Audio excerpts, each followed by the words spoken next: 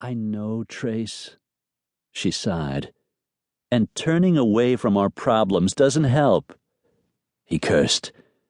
"Yes, Kira, we have problems, but face it, lately we've been unable to come to terms with things, and I'm tired of beating my head against a wall." When he saw tears form in her eyes, he wanted to kick himself. "I never meant for it to be this way." He shrugged. The last thing he wanted was to argue. In the months before their separation, that was all they'd done. Then they'd stopped talking altogether. What broke his heart was knowing he hadn't been able to give her what she needed.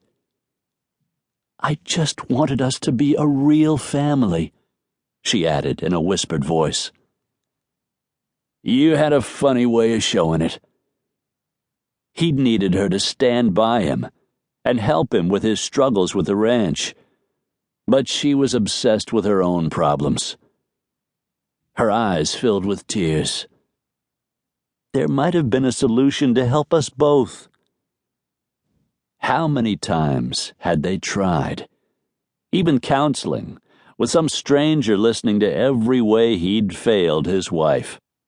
He'd done about everything he could think of to make their marriage work. How? More counseling? Kira shook her head. "I never should have asked you to go to counseling. I'm the one who's got the problem," she said, her voice husky with emotion. "I'm the one who needs to deal with things." "As long as you feel that way, then you don't need me around."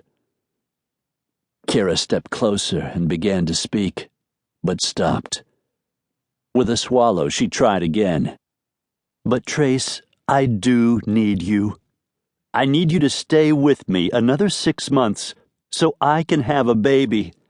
Then you can have your divorce." Trace glared at her. What the hell? So finally, she'd gotten his attention. The first moment she'd seen Trace McKane, Kira knew for sure that he was the perfect man for her. That hadn't changed.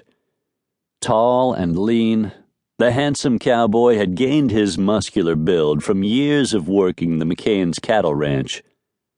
He had brown hair that always hung too long, brushing his shirt collar. His green-gray eyes were deep-set, and when he looked at her, she felt he could see into her soul. At first that had intrigued her. Now it frightened her. The past months apart told her she didn't want to face a future without Trace. He was the one person she'd allowed to get close when she'd come to Winchester Ridge, Colorado, to take a guidance counselor job at the high school. But there were some secrets she could never share with anyone. Now it was too late to do anything to save their marriage.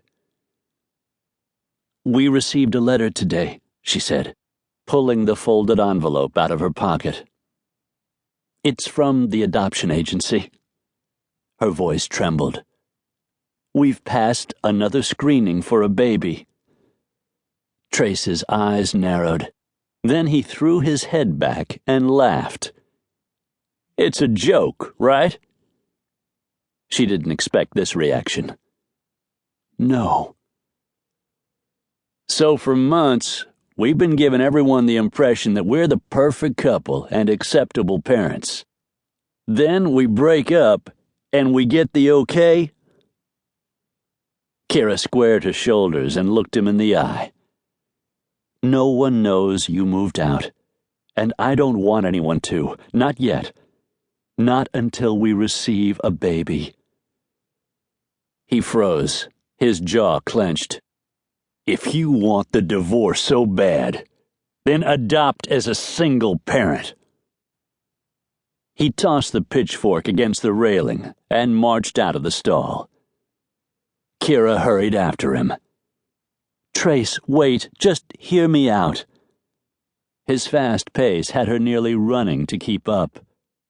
"We'll both get what we want. I'll have a baby, and you'll be free to